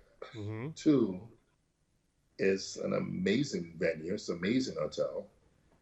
I know my second Olympia, the first Olympia, I stayed across the street at the Emerald Suite because they told me it was a nice hotel. Mm-hmm. And then I realized I'm not going to bash the hotel, but it was a dump. Yeah. My second Olympia, I stayed at the Orleans. And I don't do too well with smoke. Right, yeah. And it was so bad that my throat, I could not swallow my own food. Wow. From inhaling so much smoke. Yeah. So I've not at the Orleans since the last time I stayed was 2012. I've always stayed somewhere else. Did you ever go to because I went to the 2001 and 2002 Olympias when it was at the Mandalay, and I said to Kaleem earlier, I said, if you went to your first Olympia and it was the Orleans, you'd be like, oh yeah, this is okay, this is all under one roof. But I said, for those that, was it 2004 onwards when it was at the Mandalay, it was a real step down. So it's kind of like, for me, it is another step up to go, with obviously Jake Wood and Dan Solomon, the fact that they've moved it to this amazing new venue, the Zappos Theatre. It's a real, I think with everything that's happened this year, I think it's created a real buzz, I think it definitely has. I think it's a facelift that the Olympia needed. Yeah. Not just for the sport, you're having, some of the best athletes, on the world competing. Mm-hmm. And I think, in any sports, I think sometimes you forget the athletes are also a big part of the event. How you take care of them and treat the athletes is a big thing. Mm-hmm. And then you have the fans that are coming in, you want them to be in an environment where they could have fun in Vegas. So, you spend a lot of money to come and watch, an event, and you want to give them a little bit more than, hey, I'm in Vegas. It's like, now you're applying in Hollywood. Mm. And it's a well-known hotel. It's on the Strip. You could do, when you're not at an event, there's so much more that you can do. Nothing against Orleans. I think it was great to have it, but I think the uplift is, and it gives that sense of, man, I'm in a new environment. Now I got to find out where room B12 is. Yeah. After a while being at the Orleans, it's just kind of like, okay, we're going to the gold room. But I feel, for me at first it was weird because when we were talking about the Olympia that's coming, I was like, oh, like we're gonna have to walk over there, and I'm like, oh my god, no, like it's gonna be so different because I've only been years there.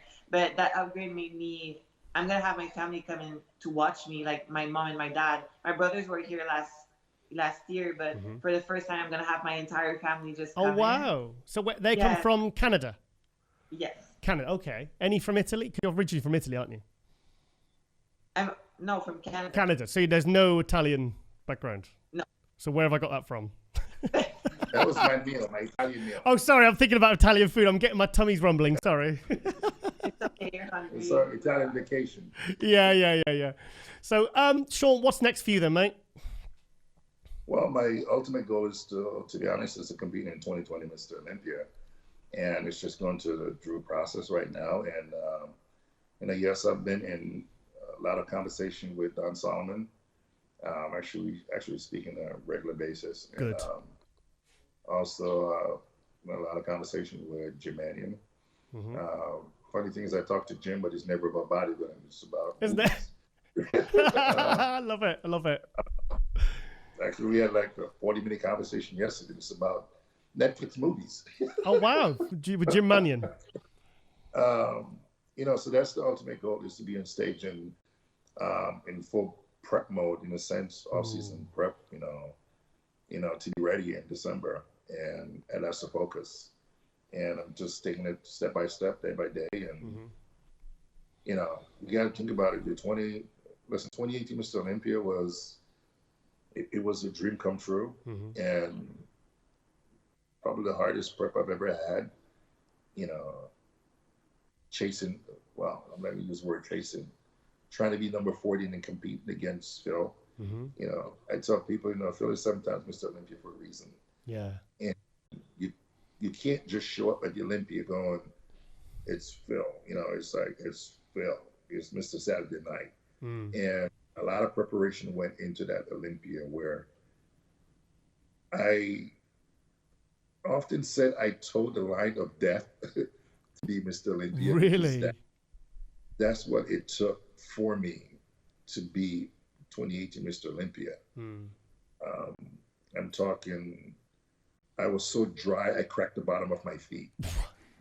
I'll be honest, when you came out of prejudging, it was one of the biggest shocks I think ever, because like I said, as I've said many times, the year before I thought you were on the slide, and then you came back with this package and I was like, I didn't even know that he could look like that. And it was just, and I remember doing the wrap up outside, you know, and there was such a buzz about, just everyone was mentioning your name, and it was a real, like, it's because that's what we want surprise, we want shock, we want, you know, we kind of want that excitement, you know, and it really brought like a new excitement, because, you know, it's not like Phil was really off. He was looking good. And I was like, it was just such a surprise to see this guy come from, you know, because in the lead up, you know, talking on the forums, no one had you in like top 5 going in, and then you came in and you went in the top 10. Everybody. I probably wouldn't have had you in the top 6 in the lead up. I would be like, no, he's probably going to slip to 8th or 10th. He's kind of, you know, he's done that and now he's doing that. We see it all the time. But it was like such a surprise, you know, because, and another thing was, I'd said it many times. I've gone on the record many, many times, probably going back to 2012, probably when you took 3rd that year. And I said, look, I think there's only 2 people that would have the potential to take out Phil Heath. And that's Cedric McMillan and that's Shawn Rhoden. And to be honest, you know, I kind of, up to 2017, I'd kind of given up on both of you. So to see you do that, it was like a real, because I'm a big Phil Heath fan. I mean, I love the guy. He's amazing. He's a good friend. And it was just like, wow, this could happen. And it did. And it was just a huge, like, it was unbelievable. It was unbelievable. Yeah. It made for a very, you know, kind of a unique Olympia. You know, for me, that prep was, you know, I literally stopped caring. Yeah. You know, it was, and I told Laura, I was like, you know, that prep was me fighting myself to, if I wanted to still be a bodybuilder. And it wasn't until just being in vacation with my family, and then I don't know what it was. It was like, okay, I'm ready, you know, and I got to give all this to Chris Aceto, because just his patience, you know, and understand mentally what I was going through. And he was like, you know what, Shawn, just send me pictures every day. Even when I wasn't like in prep mode, it was like, I was going through the motion. He just kept saying, you know, just send me pictures every day. Just send me pictures every day. And so when I called him, I was like, hey, Chris, I'm ready. He was like, okay. You know, it was like he was waiting for that phone call. He was like, okay, let's do this. He goes, you know, Shawn, mark my word, Shawn, you know, we're going to win this Olympia. And I was like, I know, you know, but it took me literally stop fighting myself about being Mr. Olympia, where it was like everything was blocked out. Like, I'm going to be Mr. Olympia. Yeah. It doesn't matter what. I'm going to be Mr. Olympia. I'm going to train. I know what I need to do. I know how I need to train. I'm going to be Mr. Olympia. And, you know, that's what it took. I heard a song last night, and it had a quote from Eric Thomas, and it said, where the focus goes, the energy flows. And I just really resonated with me. And I just thought about bodybuilders in prep and people like yourself. You probably stopped overthinking and just kind of surrendered yourself to the prep and to Chris's judgment. I stopped thinking. I just said, I'm going to be Mr. Olympia. And remember, Jake came to LA to interview me, and he was like, you know, he's like, I've been waiting for this interview, Shawn. I'm like, yeah, me too. And, you know, we started talking, and I was like, you know, to be honest, Jay, I was like, I just stopped fighting myself every year. It's the Olympia. Everybody's going to be in shape. Yeah. Phil's going to be Mr. Saturday Night. Like, I need I need to just tune all that out and stop internally fighting myself about competing at the Olympia. I've been here so many times, and I know, you know, William is going to be on, you know, Rolly's going to be on, you know, there's going to be Big Ramy, you know, Phil's going to be Mr. Saturday Night. It's like, I know all these guys. I've stood next to them 1,000 times. You know, I was like, you know, freaking Dexter Jackson could win the Olympia at age 70. The vampire. You know, so yeah, it's like, why continue to fight myself? I was like, I'm going to train. You know, so I just went to train. I just got back to Gold's Gym, and I was so locked in that I went into my psychotic mode where I'm just training. I'm going to be Mr. Olympia. And, you know, I told, you know, when Jay asked me, he goes, what pose do you think you're going to beat Phil on? I wasn't trying to be arrogant, but I was like, you know what, man? I'm doing everything that I could possibly do to win the Olympia. So everything, you know, I was like, if I wasn't training to be Mr. Olympia, I shouldn't be training. I shouldn't be going to the Olympia. If I think that Phil is going to win and Big Ramy and all those guys are going to be better than me, I should just stop. You know, I was like, I just need to focus on training and bringing my best package. And I was like, and at the end of the day, you know, Chris always says, Shawn, if you bring your all-time best package, it's going to be very hard for you to beat. And I was like, I believed him, you know, because I'm like, you've seen my body make that transformation every single year. You know what I look like, and you're the one that's running the ship. Everything is in your hand. I'm just going to do what you tell me. And that last 6 weeks was probably death, because I was doing 2-hour cardio, hour posing, 2 training sessions. What? I was doing 25 grams of carbs from cream of rice, and that was it all day. But I didn't care. I told Chris, listen, if you told me to eat a pound of salt a day, I'm going to eat a pound of salt a day. I'm not even going to ask you how I should eat it. I'm just going to eat it. You know, so I remember the morning he called me and he goes, okay, you know, I'm going to drop the hammer. And I was like, so what have we been doing all this time?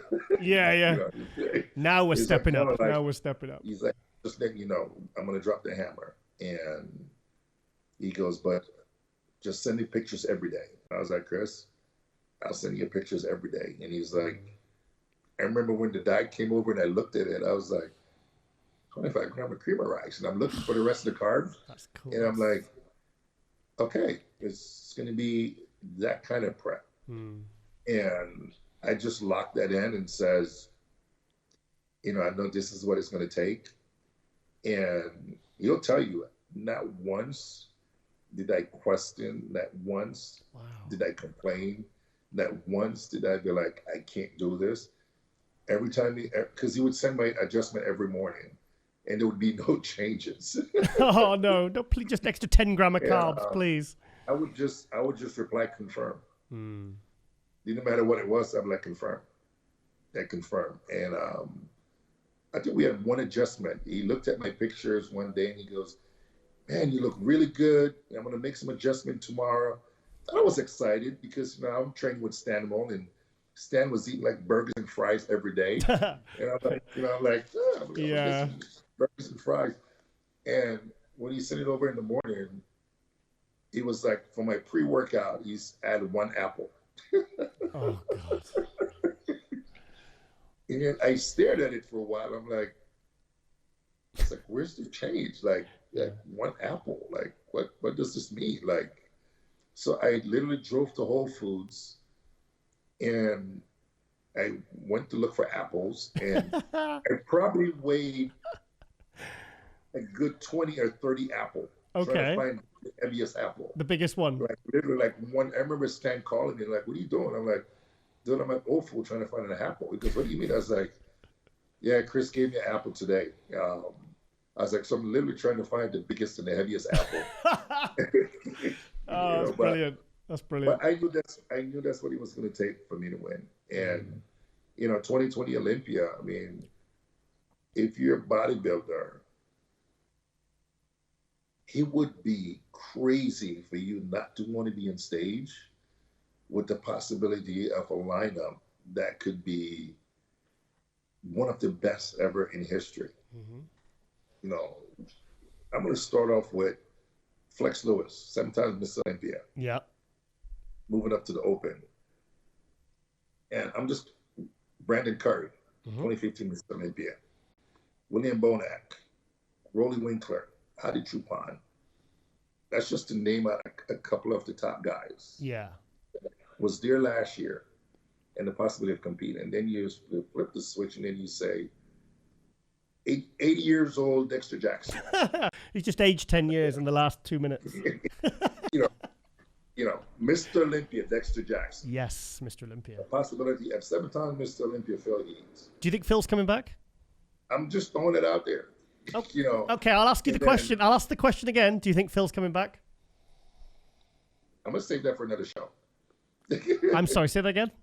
I'm going to save that one for another show. Oh, no. Listen, Come back for part 4 next week. I'm going to save that for another episode. Okay. And then you have Kai Green. No, come on. I'm just throwing names out there. Okay. So imagine that lineup, okay?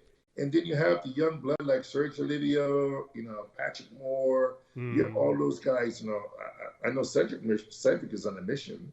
You know, because I talk to him on a regular basis. So you have a lineup like that, you would be crazy for you not to say to yourself, I want to be in that Royal Rumble. I want to be in that SmackDown. I want to be the guy that climbed on top of the ladder and drop the people's elbow like The Rock. I believe that's a wrestling reference. Like, you want to be Andre the Giant. You want to be Hulk Hogan picking up Andre the Giant and smashing him through the canvas. Like, you have to have that kind of mentality to think, new venue, new owners, 2020 Mr. Olympia, with everything that's going on in 2020, you have to be motivated enough to say that, shit, I want to be in that throwdown. And at the end of the day, to walk away saying, I'm Mr. Olympia 2020. If you don't have that kind of mentality and fired up for 2020 Mr. Olympia, you shouldn't go. You should stop training right now, because it would be epic with a lineup like that. You know, that's some of the best athletes that compete in the sport. I mean, I know I'm thrilled and excited to see what, you know, Flex Lewis is bringing. I know what he's capable of bringing. You know, I talk to him all the time, so I know that, you know, I know a lot of people might have counted, you know, Flex out at times, but I'm like, you guys forget he used to compete in the Open. Had a lighter body weight. Like, you know, he has suppressed his physique for many years to make 212. I said, think of a William Bonac and a Flex Lewis physique.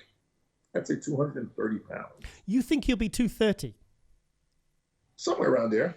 Because Jose Raymond said he thinks that Flex will be 218 tops, but I'm saying, Flex told me, he says, I'm probably 216 by the time I stepped on stage as a 212. And he said, I'm ready 4 weeks out at about 226. Bang on. He said, I could walk on stage. Neil gives me the thumbs up. He says, I really have to sacrifice muscle tissue. So you think Flex Lewis could be on stage at 230 pounds? I think, and knowing Flex and being around him, I could see Flex somewhere around 220 and 230. And that's a great... And the only reason I'm saying that is to be able to keep his lines. That's what I'm getting at. Because he's short. He's like 4 feet tall. So you got to remember, if he gets any wider, it looks blurry. You know, so you kind of throw off the aesthetic of what Flex Lewis is, you know. So, but I figure out that somewhere between 228 and 230, he's still able to keep everything together.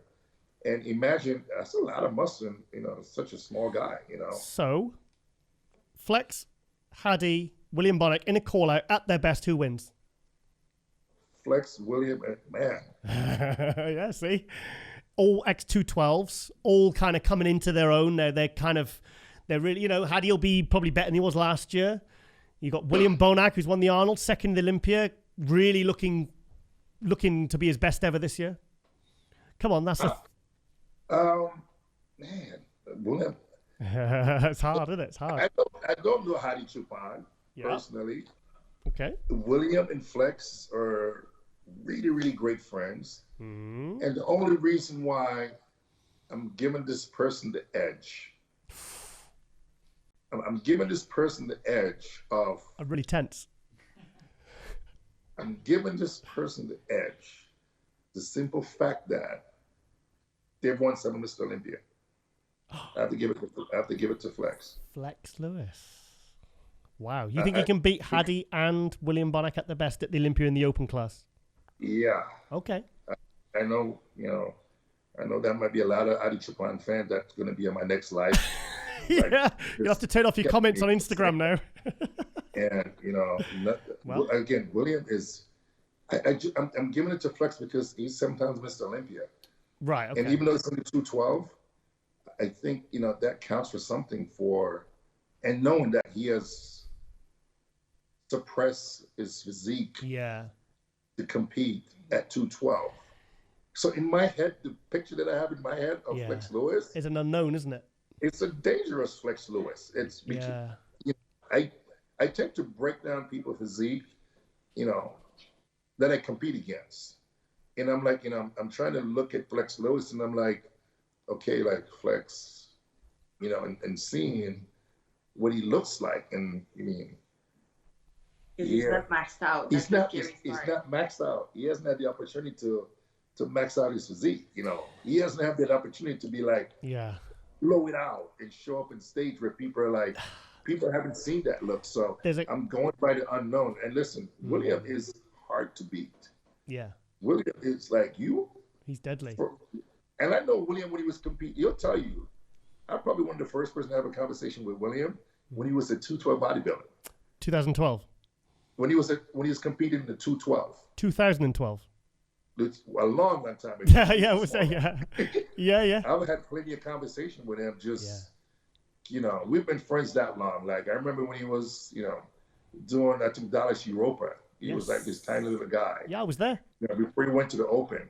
So I know what it's like to stand next to him and compete against him.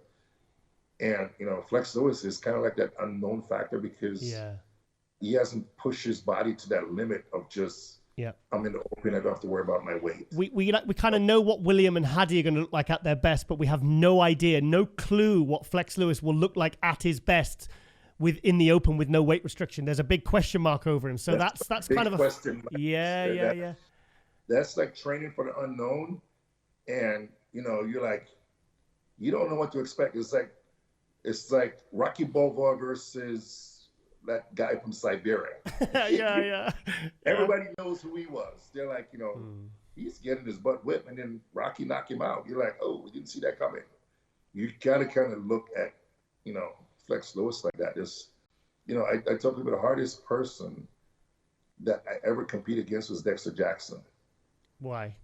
And because you look at Dexter at times. I've seen Dexter in the off season, and I'm like, he's small. Or you look at Dexter, and he goes, well, he's been doing this for a very long time. I don't think his body's gonna hold up. And then you see Dexter, you're standing next to Dexter on stage, and you're like, holy shit. Why you? And I've battled with him for years at the Olympia and afterwards. Where sometimes I want to lock him in the room and tell people that he went home. Yeah. But he just keeps going.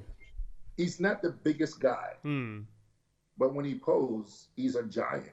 His condition and shape, it's amazing. It's unbelievable. So you might be preparing for, a Dexter, and you might not think that his body changes as much. But when he's standing under those bright lights and start to pose, you have to scratch your head and be like, man, he's 90 years old. What is he doing here? Go home, put him on the next flight and tell people he's sick. It's kind of like that mentality, competing, not knowing what, Flex Lewis is going to bring. And I think it's going to be interesting. So that lineup, 2020 Miss Olympia, you have to say to yourself, as a competitor, as a competitive athlete, that, man, it's no greater feeling than to be looking to your left and go, okay, and looking over to your right and be like, okay, this is gonna be a throwdown. Like this one would probably be one of those where even after you stop swinging, you still feel like you're out there swinging at something. Yeah. You know, even after they call your name, you're still swinging, just in case that there's that one guy that you're like, I know he's still here. Like, you know, why is he standing on stage? I just won, but you're still trying to swing just to make it. Will not be a knockout, I'll tell you that much. This is going to be like a very, you know, tough call where you're going to be judged, judged again at the final, you know, because those are some amazing athletes. That first, I'm a big fan of the sport, so you know. Yeah, I can tell you what I like to hear, because some bodybuilders are just good at bodybuilding and they're just completely disconnected. They don't really follow the sport. They're not fans of it.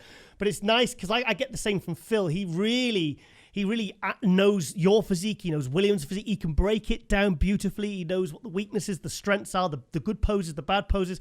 And I really love to hear that. I love to hear when the bodybuilders are also fans. You know, I love that. I think it's fantastic. I'm going to tell you a funny story. So I'm staying at Ronnie's house. I'm getting ready for 2013 Mr. Olympia. Yeah. And when I went to bed, there was nothing on the wall. Nothing. It was, I mean, I'm in this nice room.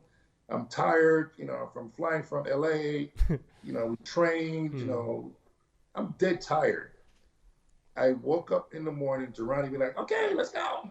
And when I woke up, Kevin Front does better pressure. Every single athlete that was competing in the 2013 Mr. Olympia was posted on my wall in this room. On what? Sorry, explain. I woke up in the middle of the night. Yeah. Well, it was like, for me, it was like 5 o'clock in the morning. And somewhere in between me sleeping that night, they snuck in the room and posed every bodybuilder that was competing in the 2013 Mr. Olympia fantastic. Around the room as a reminder. Who did that? Ronnie and Derek. Oh, Derek. Oh, okay. I know Derek. So I woke up and I'm like, what the heck? I'm looking, I'm like, okay, there's Phil, there's Dexter, there's Tony. And I'm freaking out at this point because I'm not, but I got it because in 2012, I was on a mission. I wanted to beat someone really bad. And I studied that person. And I mean, I studied every pose that he did. Yeah. I went back and I looked at, you know, in 2012, my goal was, believe it or not, I wanted to be Tony Freeman. Okay. You know, wow. Okay. Yeah, you know, similar aesthetic physiques. Yeah. Yeah, you know, and I was obsessed with beating Tony. Wow. Okay. Yeah. And I studied every pose that Tony did, and I told Chris, like, I know Tony was going to outweigh me by 30 pounds, 40 pounds maybe. I was like, but I want to do every pose that Tony does and look just as big as he was when I did Tampa. And I studied him like I was getting ready for the bar exam. Like I have to, if Tony hit a side chest, I want to hit a Tony side chest. Yeah. Tony hit a front double bi, I want to hit Tony front double bi, like whatever Tony did. And so I knew what that is like to know your opponent, like, you know, and this is from talking to a few guys that used to compete back in the day, like, you know, talking to Flex Wheeler and Kevin that would say when they compete against certain guys, when they hit certain poses, they take a half a step over the line. Yeah, yeah. You know, how to out angle that person, like, you know, how to stand if this person hit this pose and they're good at it. Don't make that your pose. Hit something else, you know. And so I know what it's like to like pick the person apart that you're gonna be standing next to on stage, and know that at the end of the day, don't be bait into just because this person hit a pose like that. That doesn't mean that you have to hit his pose. Yeah, that's his pose. Leave it alone. You know, stay in your own lane and focus on what makes you look good. You know, what makes you look better, and I've just carried it over like all these years in knowing your opponent. You don't have to watch them every day, but just know your opponent that any man in stage is dangerous. The guy that plays, I always think about the guy that plays 11th. Yeah. And people ask me, who's that guy? I was like, I have no idea. I was that guy. I was the guy that placed 11th, my second Olympia, my first Olympia. 2011. And for me, every Olympia, I'm the guy that plays 11th. I'm worried about the guy that plays 11th. That's interesting. Because I don't know who he is. I don't know what he's been doing, but I know he's hungry. And I know his goal is to be in that top group. And that means that being in that top group could mean that he's coming to get my spot.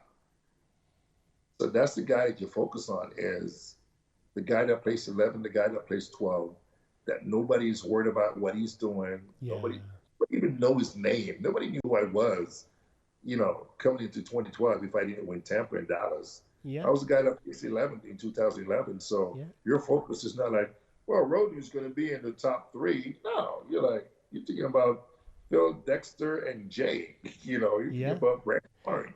You're thinking about Victor Martinez. You're not thinking about, that Rhoden kid. But when he showed up, it's like, holy shit. I was at Dallas, and I was kind of there expecting, because I was a big fan of Rahel. I'd been over to Rotterdam to film him, and I was really there kind of expecting him to kind of take the spot to qualify for the Olympia, and it was just like, and then you came out and you did that intercostal pose from the side, and I was like, what the hell? Where's this guy come from? It was just, you beat Hidetada, Tony Freeman, Rahel, and that was like, that for me was where you really made your kind of markers, like where you'd really stepped up, It's like every Olympia, I don't know if you noticed this, every Olympia, I worked in one pose that people will remember. Okay. Pretty much every show I've done. I'm going to go back and watch them now. I've always tried to do something that make a statement. Even the last Olympia, that first pose that I did when I walked out was a tribute to Flex Wheeler, because that was the person that I idolized, and he has a picture. Straight arm looking down. Yeah. I know. I know exactly the pose you're talking about. Like that. And again, Flex Wheeler will always be my idol in this sport. And I wanted somebody to remember that aesthetic and symmetry. Yeah. Still plays a big part. You don't have to be the biggest guy on stage. For me, is making that statement when you come out that people are like, okay, that was on. So even that Dallas show, for me, that I wanted to separate myself where it wasn't just your regular bodybuilding poses that, that you do that. Yeah. You want people to be like, when I did that, I think everybody they're like, okay, what the heck was that? Yeah. It's like they're not sure if they want to clap or they not saying anything. Should I clap or should I just watch? Yeah, I was there. I was sat with Shawn Rhoden, and I was just like, this guy is now on the radar, it's like, and you hit that pose, and it was just like when Jay stomped his feet at the 2009 Olympia, it was like, right, yes. Or Ronnie did his arms back, it's like, okay, shit's on, Well, for me, listen, I know those poses, and when Ronnie did that back pose, holy shit. For me, that was like, so the rest of the guys, when he hit that pose, showing the street, I could see every guy's backstage going, so which one of us got second? Yeah. So you're second, I'm third, he's fourth. when Jake hit that stomp and those feather quads jumped out at you, I guarantee you, not one person's like, I got him. Yeah. Every man in that room looked around and was like, okay, so who's buying pizza? Like, who's going to be second? Because that's a statement. That's a statement that you're making that's saying, this is what you're going to have to beat. Like, can you beat this? Can you match this? And I think you look at Arnold, when he hit that pose, or Serge Olivier, when he did that, everybody back there is going, holy crap, I wasn't expecting this. You start thinking about, what can I do in the short space of time that I have before I walk on stage? You're like, I got to find something now that people are going to remember me by. Nobody backstage going, I could beat that. I've never really thought of a signature pose being like a kind of statement of, right, okay, guys, I'm claiming what's mine, and I'm going to do it with this new pose or something. I suppose, like I said, that the stomp, the arms, but every bodybuilder could go through and you could say something pops into your head of something that, of like, okay, now everyone's fighting for second. Yeah, I've never really thought about that. Phil has that crazy crab most muscular pose. Yeah, that the hands clasp. That one, game over. Arm in front. Yeah. Kevin had the same pose also. Yes. Like when they kind of hit that, you kind of go, oh shit. Like, okay, like, you start like you start saying to yourself, I don't have that. You know, yeah. You start thinking like, but for me, what I do is I study all those poses and I'm like, what can I do when I go out there that when Phil hit this or Dexter hit that or Rolling with his crazy tricep, like what can I do that's going to have people going, damn Rhoden, like damn Shawn, like, okay, like it has to be something that, you know, you got to be able to answer that bell and saying, now I got to go out there and I got to hold my own and not show that look in my face like, oh crap, I've been defeated. Yeah. You know, so I work in several stuff every year, you know, whether it's just your transition or you want something that the judges come back to you. Yeah. So whether it's your transition or, you know, my side tricep, which is start from the side but end up at the front, you know, your absent thigh shot, how you hit it, like everything that you do is bringing back the focus back to you,